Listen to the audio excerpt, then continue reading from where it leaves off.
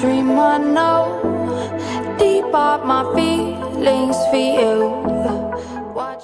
Nigeria's finance minister says only about 5% of Nigerians have over 500,000 in bank accounts. Moving on, after this, we have the candidate of the Labour Party in 2023 presidential election. Peter Obi said that Nigerian youths can't wait to take back their country. But before we commence fully, welcome to Reality Latest Gist, your home of news and politics. Thank you all so much for joining us. Please like and share this video and also subscribe. But don't forget to turn on the notification bell to get notified when we drop our video, because I'm sure you don't want to miss out the trend and latest news happening on social media. To all our amazing subscribers, thank you all so much for joining us. The Minister of Finance, Wale Edo, says that only about 5% of Nigerians have over 500,000 in bank. He made this known in an interview with Channel TV, where he said that the reforms that the government has embarked on in recent times are to rectify the economic imbalances that disproportionately favor a small group of elites in the last 8 years over the majority of citizens. He noted that such imbalances only serve a select few in the economy. He said there has been an effort to ensure that the people's money is not in the hands of a few. And on that point, he must emphasize that when we talk about the last 8 years before President Bola Ahmed Tinubu came to power, there was this liquidity build-up. That the issue was that the funds were going to a few. Only about 5% of population have bank accounts that have more than 500,000 in it. So the majority was left out for 8 years. They are on the sideline while a small minority enjoy. That this is the major correction being made by President Bola Ahmed Tinubu now, and that is the major microeconomic reform that have been put in place. He added that President Bola Ahmed Tinubu is working to mitigate the poverty of the masses as well as the high cost of living by providing a palliative packages of 25,000 to 15 million households by the next 3 months. That the cost of living in Africa's largest economy has been on the rise, particularly exacerbated by the removal of fuel subsidy and the depreciation of the naira. The purchasing of power of Nigerians has been eroded, with inflation reaching a record high of 29.90% in January. Wale Edo also pointed out that the government plans to offer grants to artisans, traders, and nano businesses owners to enhance their small businesses and improve their overall livelihood. Honestly, Nigerians are smarter. Just look at what is happening in the country. With the way things are going, who will ever keep a creeping currency when the more you save, the more it loses value? That is the truth. So many persons don't keep their money in the bank. Yes, it's a good idea. The rich save money, the wealthy invest money. So we all have to learn how to use our money, invest the money. Learn to make your money work for you. The bank won't do that. Rather, they will use your money to work for them. In this aspect, probably many of them, store their money as cryptocurrencies.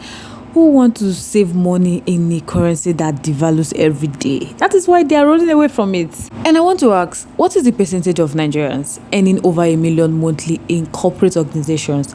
And what is the percentage of Nigerians making over 5 million monthly from their businesses? So how do Nigerians, intend to make change on the economy?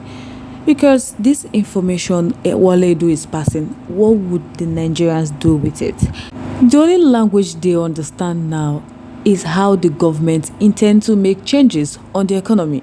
So guys, I would like to know your thoughts, your contributions, your opinions are in the comment section. We'd love to hear from you. Moving on to the next one, the presidential candidate of the Labour Party in the February 25th, 2023 election, Peter Obi, said, having experienced what old politics has installed, Nigerian youth can't wait to take back their country from those who consider national leadership as a criminal racket.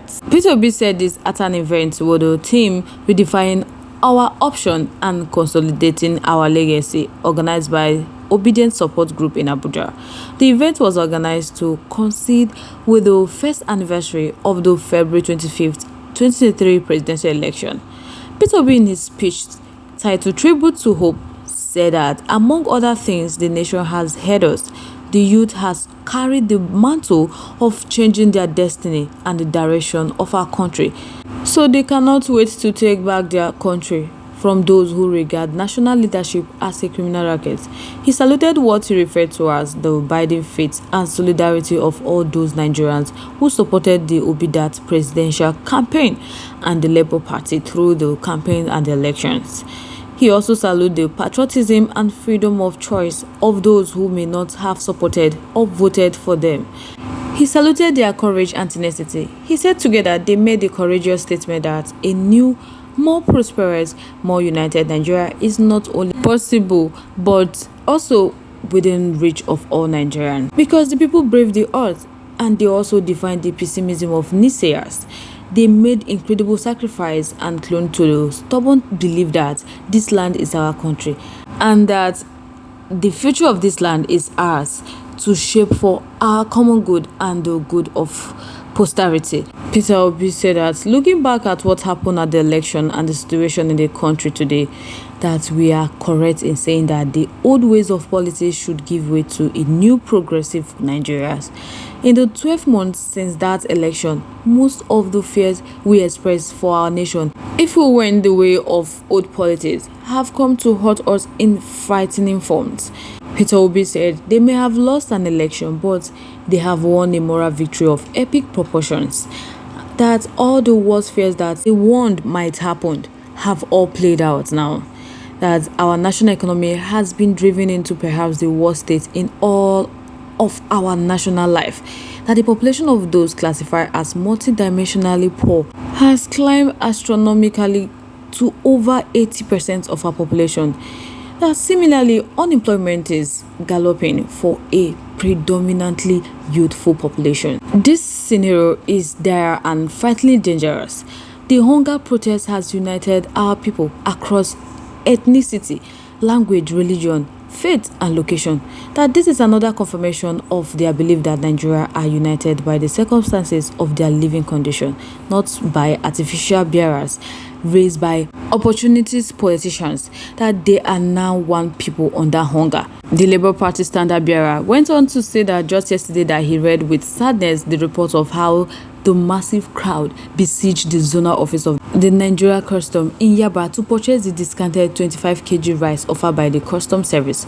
In the course of the heavy stampede that ensued, some lives were lost. It is, heartbreaking to think that despite all the words of our nation, Nigerians are losing their lives in their desperate quest to buy food cheaper in the face of the growing hunger and starvation in the country.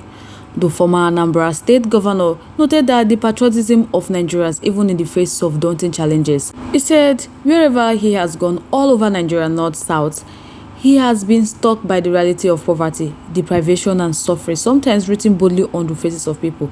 Yet the beauty of our people remain the optimism in their Nigerian identity and the hope they all cherish in the future of our country.